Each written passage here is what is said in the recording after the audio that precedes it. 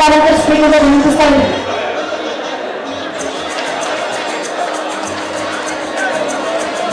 ಕೂತ್ಕೋಬೇಕು. ವೇದಿಕೆಯ ಎಡಭಾಗದಲ್ಲಿ ಕುರ್ಚಿಗಳು ಖಾಲಿ ಇವೆ. ನಿಂತಿರುವ ಎಲ್ಲರೂ ಕೂತ್ಕೋಬೇಕು ಅಂತ ವಿನಂತಿಸ್ತಾ ಇದ್ದೀವಿ. ಚಿಕ್ಕಬಳ್ಳಾಪುರ ನಗರದ ಹರ್ಷೋದಯ ಕಲ್ಯಾಣ ಮಂಟಪದ ಪಕ್ಕದಲ್ಲಿ ಬೃಹತ್ ವೇದಿಕೆ ನಿರ್ಮಾಣ ಮಾಡಿ ಈ ಬಾರಿಯ ಲೋಕಸಭಾ ಚುನಾವಣೆಯಲ್ಲಿ ಚಿಕ್ಕಬಳ್ಳಾಪುರ ಲೋಕಸಭಾ ಕ್ಷೇತ್ರದ ಎನ್ಡಿಎ ಮೈತ್ರಿಕೂಟದಿಂದ ಅಭ್ಯರ್ಥಿಯಾಗಿ ಭರ್ಜರಿ ಗೆಲುವು ಸಾಧಿಸಿದ ಸಂಸದ ಸುಧಾಕರ್ ಅವರಿಗೆ ಬಿಜೆಪಿ ಮತ್ತು ಜೆಡಿಎಸ್ ಮುಖಂಡರು ಹಾಗೂ ಅಭಿಮಾನಿಗಳಿಂದ ಅಭಿನಂದನಾ ಸಮಾರಂಭ ಅದ್ದೂರಿಯಾಗಿ ನಡೆಯಿತು. ಕಾರ್ಯಕ್ರಮಕ್ಕೆ ವಿಶೇಷ ಆಹ್ವಾನಿತರಾಗಿ ಮಾಜಿ ಮುಖ್ಯಮಂತ್ರಿ ಬಸವರಾಜ ಬೊಮ್ಮಾಯಿ, ವಿರೋಧ ಪಕ್ಷದ ನಾಯಕ ಆರ್ ಅಶೋಕ್, ಜೆಡಿಎಸ್ ಪಕ್ಷದ ಯುವ ನಾಯಕ ನಿಖಿಲ್ ಕುಮಾರಸ್ವಾಮಿ ಅವರು ಬಂದಿದ್ದು ಕಾರ್ಯಕ್ರಮಕ್ಕೆ ಇನ್ನಷ್ಟು ಮೆರುಗು ತಂದಿತ್ತು. ಕಾರ್ಯಕ್ರಮಕ್ಕೆ ದೀಪ ಬೆಳಗುವ ಮೂಲಕ ಚಾಲನೆ ನೀಡಿ ಮಾತನಾಡಿದ ವಿರೋಧ ಪಕ್ಷದ ನಾಯಕ ಆರ್ ಅಶೋಕ್ ಅವರು ಕಾಂಗ್ರೆಸ್ ಸರ್ಕಾರದ ವಿರುದ್ಧ ಆರ್ ಅಶೋಕ್ ವಾಗ್ದಾಳಿ ನಡೆಸಿದರು. ಕಾಂಗ್ರೆಸ್ ಸರ್ಕಾರ ಪಾಪರಾಗಿದೆ. ಕಾಂಗ್ರೆಸ್ ಗ್ಯಾರಂಟಿಗಳನ್ನು ಕೊಡಿ ಅಂತ ಯಾರಾದರೂ ಅರ್ಜಿ ಹಾಕಿದ್ರಾ? ಬೆಲೆ ಏರಿಕೆ ಮಾಡಿ ಜನರನ್ನು ನಲುಗುವಂತೆ ಮಾಡಿದ್ದಾರೆ ಎಂದು ತಮ್ಮದೇ ಆದ ಶೈಲಿಯಲ್ಲಿ ಸಿಎಂ ಸಿದ್ದರಾಮಯ್ಯನವರನ್ನ ಅಣಕ ಮಾಡಿ ಆಕ್ರೋಶ ವ್ಯಕ್ತಪಡಿಸಿದರು. ಸನ್ಮಾನ್ಯ ಸುಧಾಕರ್ ಅವರು ಈ ಎಲ್ಲ ಸವಾಲುಗಳಿಗೆ ಉತ್ತರ ಕೊಟ್ಟಿದ್ದಾರೆ. ಇವರು ಹೋಗಿದ್ರು, ನಾನು ಬಹಳ ದೊಡ್ಡವರು, ನನ್ನ ಲೆವೆಲ್ಲು ಅಂತ ಹೇಳಿದರು. ಏನೋ ಒಂದು ಓಟ್ ಅಲ್ಲ, ಒಂದು ಓಟ್ ಲೀಡ್ ತಗೊಳಕ್ಕಾಗಲ್ಲ ಅಂದ್ರು. ಎಷ್ಟು ಓಟು ಅಂತಪ್ಪ ಲೀಡು? 22,000. ಅಂದ್ರೆ ಎಷ್ಟು ಜಾಸ್ತಿ ಆಗೋಯ್ತು. ಒಂದು ಕೇಳಿದ್ದವರು ಜನ ಹೆಂಗ್ ಕೊಟ್ರು ತಿರುಗಿಸಿ ರಿವರ್ಸ್ ಅನ್ನೋದು. ಅವ್ರೋಗಿ ಉಪಮುಖ್ಯಮಂತ್ರಿ ಹತ್ರ ಒಂದು ಫೋಟೋ ತಗೊಂಡ್ರು. ಯಾರು? ಅವರು. ಸುಧಾಕರ್ ಹೋಗಿ ಯಾರ ಹತ್ರ ಫೋಟೋ ತಗೊಂಡ್ರು? ಪ್ರೈಮ್ ಮಿನಿಸ್ಟರ್ ಹತ್ರ, ಮೋದಿ ಅವ್ರ ಹತ್ರ ಫೋಟೋ ತಗೊಂಡ್ರು. ಅರ್ಥ ಆಯ್ತಾ ಯಾವ ಲೆವೆಲ್ಲು ಅಂತ? ಈ ಬದಲಾವಣೆಯನ್ನ ಚಿಕ್ಕಬಳ್ಳಾಪುರದ ಜನತೆ ಮಾಡಿದ್ದಾರೆ.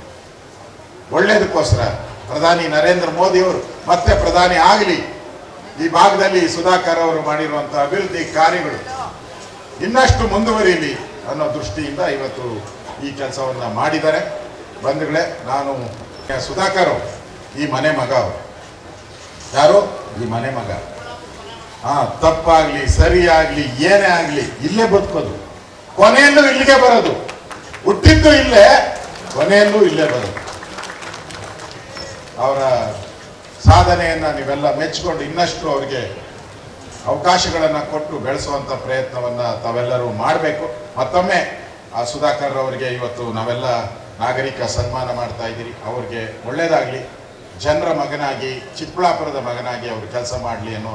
ಇವತ್ತು ಕಾಂಗ್ರೆಸ್ ಅವರಿಗೆ ನೀವು ಮೆಡಿಕಲ್ ಕಾಲೇಜ್ ಅಲ್ಲ, ಬಿಲ್ಡಿಂಗು ಎಲ್ಲ ಕಟ್ಟಿ ಇನಾಗ್ರೇಷನ್ ಮಾಡೋದು, ಸುಣ್ಣ ಬಣ್ಣೆ ಹೊಡೆಯಕ್ಕೂ ನಿಮ್ಮ ಹತ್ರ ದುಡ್ಡಿಲ್ಲ.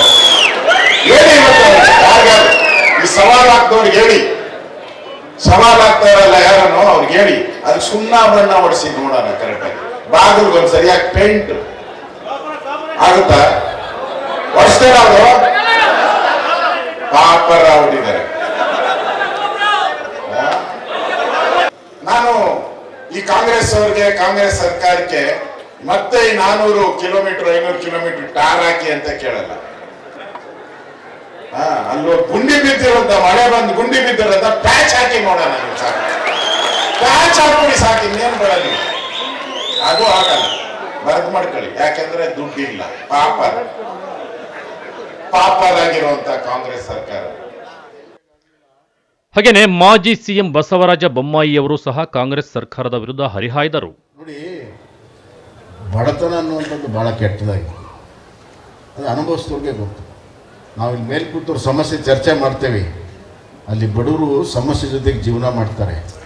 ಸಮಸ್ಯೆ ಚರ್ಚೆ ಮಾಡೋದಕ್ಕೂ ಸಮಸ್ಯೆ ಜೀವನ ಮಾಡೋದು ಭಾಳ ವ್ಯತ್ಯಾಸ ಇದೆ. ಸಮಸ್ಯೆ ಚರ್ಚೆ ಮಾಡೋದಕ್ಕೂ ಸಮಸ್ಯೆ ಜೊತೆಗೆ ಜೀವನ ಮಾಡೋದು ಭಾಳ ವ್ಯತ್ಯಾಸ ಇದೆ. ಆ ತಾಯಿಯ ಹೃದಯ ಇದ್ದವ್ರಿಗೆ ಮಾತ್ರ ಗೊತ್ತಾಗ್ತದೆ. ಆ ತಾಯಿ ಹೃದಯ ಸುಧಾಕರ್ ಇದ್ದಿದ್ದರಿಂದ ಅಶೋಕಣ್ಣವ್ರಿಗೆ ಗಂಟು ಬಿದ್ದು, ಅಶೋಕಣ್ಣ ಅದು ಹೆಂಗೆ ಮಾಡೋಕ್ಕಾಗುತ್ತೆ ಅನ್ನೋ, ಇಲ್ಲ ಇದು ಇಲ್ಲಿದೆ ಲ್ಯಾಂಡ್, ಈ ಊರಲ್ಲಿ ಇಷ್ಟಿದೆ ಅಂತ ಮ್ಯಾಪ್ ಹಾಕ್ಕೊಂಡು ಬಂದು ಫಸ್ಟ್ ಅಶೋಕಣ್ಣನ ಕನ್ವಿನ್ಸ್ ಮಾಡಿದರು. ನನ್ನ ಕಡೆ ಬಂದು ನಾನು ಹೇಳಿದೆ ಅಲ್ಲೇ ಹೋಗಪ್ಪ, ನನಗೇನು ಸಂಬಂಧ ಇಲ್ಲ ಅಂದೆ. ಅವ್ರು ಅಲ್ಲಿ ಕನ್ವಿನ್ಸ್ ಆದ್ಮೇಲೆ ಮುಗಿತಲ್ಲ, ಮತ್ತೆ ಇಬ್ಬರು ಗೌಡ್ರು ಒಂದಾದ್ಮೇಲೆ ನಮ್ದೇನು ಕೆಲಸ?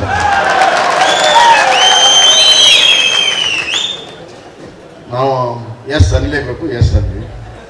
ಆದರೆ ಒಂದು ನಾನು ಯೋಚನೆ ಮಾಡಿದೆ, ಇವತ್ತು ಬಡತನಕ್ಕೆ ಅತಿ ಮುಖ್ಯವಾಗಿ ಬಡತನದ ಸ್ವಾಭಿಮಾನವನ್ನು ಉಳಿಸೋ ಸಲುವಾಗಿ ಆ ಬದುಕಿನ ಸ್ವಾಭಿಮಾನ ಉಳಿಸೋ ಸಲುವಾಗಿ ಒಂದು ನೆರಳು ಬೇಕು ಮುಖ್ಯವಾಗಿ. ತಮ್ಮ ಸ್ಥಾನವನ್ನು ಅಷ್ಟೇ ನೋಡ್ತಿರ್ತಾರೆ. ಅಂದರೆ ಸುಧಾಕರ್ಗೆ ಒಂದು ನಮ್ಮನೆ ಹುಚ್ಚು. ಯೋಚನೆ ಮಾಡಂದೆ ನಾನು, ಯೋಚನೆ ಮಾಡಪ್ಪ ರಾಜೀನಾಮೆ ಕೊಡೋಕ್ಕಿಂತ ಮುಂಚೆ ಅಂದೆ, ಇಲ್ಲ ನಾನು ಮೆಡಿಕಲ್ ಕಾಲೇಜ್ ಅವಮಾನ ಆಗಿದೆ, ನಾನು ಮೆಡಿಕಲ್ ತರೋದಕ್ಕೆ ಸರ್ಕಾರ ತರ್ತೀನಿ, ಮೆಡಿಕಲ್ ಕಾಲೇಜ್ ತಗೊಳ್ತೇನೆ ಅಂತೇಳಿ ಕೆಲವೆಲ್ಲ ಆ ಕೆಲಸವನ್ನು ತಾವು ಮಾಡಿದ್ರಿ. ನಾನು ಮುಖ್ಯಮಂತ್ರಿ ಆದಮೇಲಂತೂ ಅದಕ್ಕೆ ಭಾಳ ಸ್ಪೀಡ್ ಕೊಟ್ರಿ. ಹೆಚ್ಚು ಕಮ್ಮಿ ಈ ಜಿಲ್ಲೆಗೆ ನೀವೇ ಇದ್ರಿ. ಈಗ ಆ ಮೆಡಿಕಲ್ ಕಾಲೇಜ್ ಪೂರ್ಣ ಪ್ರಮಾಣದಲ್ಲಿ ಪ್ರಾರಂಭ ಮಾಡೋಕ್ಕಾಗಿಲ್ಲ. ತಾಲೂಕಿನ ಇಡೀ ರಾಜ್ಯದಲ್ಲಿದೆ. ರಾಜ್ಯ ಸರ್ಕಾರದ ಖಜಾನೆ ಖಾಲಿ ಆಗಿದೆ, ರಾಜ್ಯ ಸರ್ಕಾರ ದಿವಾಳಿ ಆಗಿದೆ. ನಾನೊಂದು ಮಾತನ್ನ ಇಲ್ಲಿ ಚಿಕ್ಕಬಳ್ಳಾಪುರದಲ್ಲಿ ಹೇಳುತ್ತೇನೆ, ಬರುವಂತಹ ದಿನಗಳಲ್ಲಿ ಸರ್ಕಾರಿ ನೌಕರರ ಸ್ಯಾಲರಿ ಕೊಡೋದಕ್ಕೆ ಈ ಸರ್ಕಾರಕ್ಕಾಗುದಿಲ್ಲ.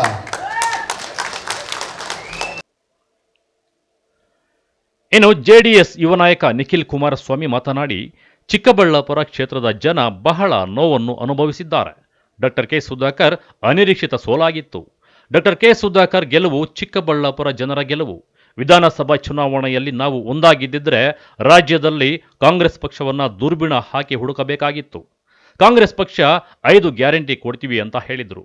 ಆದರೆ ಗ್ಯಾರಂಟಿಗಳು ವರ್ಕೌಟ್ ಆಗಿಲ್ಲ. ಗ್ಯಾರಂಟಿಗಳನ್ನು ರದ್ದು ಮಾಡಲು ಈಗಾಗಲೇ ಕಾಂಗ್ರೆಸ್ ನಾಯಕರು ಸಿದ್ಧತೆ ನಡೆಸಿದ್ದಾರೆ ಎಂದು ಕಾಂಗ್ರೆಸ್ ನಾಯಕರ ವಿರುದ್ಧ ಕಿಡಿಕಾರಿದರು. ಚಿಕ್ಕಬಳ್ಳಾಪುರ ಲೋಕಸಭಾ ಕ್ಷೇತ್ರದ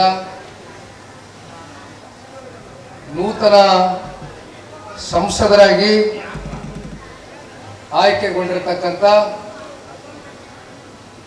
ಅತ್ಯಂತ ಆತ್ಮೀಯರು, ಹಿರಿಯಕರು,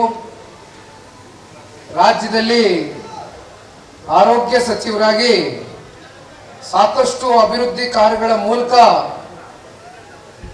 ಹೆಸರನ್ನ ಮಾಡಿರ್ತಕ್ಕಂಥ ಡಾಕ್ಟರ್ ಕೆ ಸುಧಾಕರ್ ಸಾಹೇಬ್ರೆ, ಕಾಂಗ್ರೆಸ್ ಪಕ್ಷದವರು 5 ಗ್ಯಾರಂಟಿ ಕೊಡ್ತೀನಿ ಅಂತ ಜನಗಳಿಗೆ ಸುಳ್ಳು ಭರವಸೆ ಮೇಲೆ ಸರ್ಕಾರವನ್ನ ರಚನೆ ಮಾಡಿದ್ರು. ಇತ್ತೀಚೆಗೆ ಬಂದಂತ ಒಂದು ಫಲಿತಾಂಶವನ್ನ ಕಂಡು ಸಾಕಷ್ಟು ಜನ ಕಾಂಗ್ರೆಸ್ನ ಮಹಾನಾಯಕರುಗಳು ಬಹುಶಃ ನಮ್ಮ ಗ್ಯಾರಂಟಿಗಳು ರಾಜ್ಯದಲ್ಲಿ ವರ್ಕ್ ಆಗ್ತಾ ಇಲ್ಲ ಅಂತ ಕಾಣುತ್ತೆ, ಈ ಗ್ಯಾರಂಟಿಗಳನ್ನ ರದ್ದು ಮಾಡೋದು ಉತ್ತಮ ಅಂತಕ್ಕಂಥ ಬಹಳ ಉದ್ದಟತನದ ಮಾತುಗಳನ್ನ ಇವತ್ತು ಕಾಂಗ್ರೆಸ್ನ ಕೆಲವೊಂದಷ್ಟು ನಾಯಕರುಗಳು ಏನು ಆಡಿದ್ದಾರೆ. ಜನ ಶಾಸಕರಿಗೆ ಇವತ್ತು ₹1 ಬಿಡುಗಾಸೆ ಏನಾದರೂ ಅನುದಾನ ಕೊಟ್ಟಿದ್ದಾರ? ಕಾಂಗ್ರೆಸ್ನ ಶಾಸಕರಿಗೆ ಇವತ್ತು ಕಾಂಗ್ರೆಸ್ನ ಸರ್ಕಾರದವ್ರಿಗೆ ₹1 ಬಿಡುಗಾಸೆ ಅನುದಾನ ಕೊಡ್ಲಿಕ್ಕೆ ಇವತ್ತು ಸರ್ಕಾರದ ಖಜಾನೆಯಲ್ಲಿ ದುಡ್ಡಿಲ್ಲ. ಅದಕ್ಕೋಸ್ಕರ ಇವತ್ತು ಈ ಗ್ಯಾರಂಟಿಗಳನ್ನ ಮುಂದುವರಿಸಬೇಕಲ್ಲ, ಅದಕ್ಕೆ ಎಲ್ಲ ಬೆಲೆ ಏರಿಕೆಗಳು ಪ್ರಾರಂಭ ಮಾಡಿದ್ದಾರೆ. ಈ ವೇಳೆ ಚಿಕ್ಕಬಳ್ಳಾಪುರ ಲೋಕಸಭಾ ಕ್ಷೇತ್ರದ ವ್ಯಾಪ್ತಿಯ ಸಾವಿರಾರು ಜೆಡಿಎಸ್, ಬಿಜೆಪಿ ಮುಖಂಡರು, ಅಭಿಮಾನಿಗಳು ಸೇರಿ ನೂತನ ಸಂಸದ ಡಾಕ್ಟರ್ ಕೆ ಸುಧಾಕರ್ ಅವರಿಗೆ ಹಣ್ಣು, ಹಂಪಲು, ಹೂಮಾಲೆಗಳು, ಉಡುಗೊರೆಗಳು, ಬೃಹತ್ ಹಾರಗಳನ್ನು ಹಾಕಿ ಸನ್ಮಾನಿಸಿ ಶುಭ ಹಾರೈಸಿದರು. ಕಳವರ Arun, MM TV news, Chikkaballapur.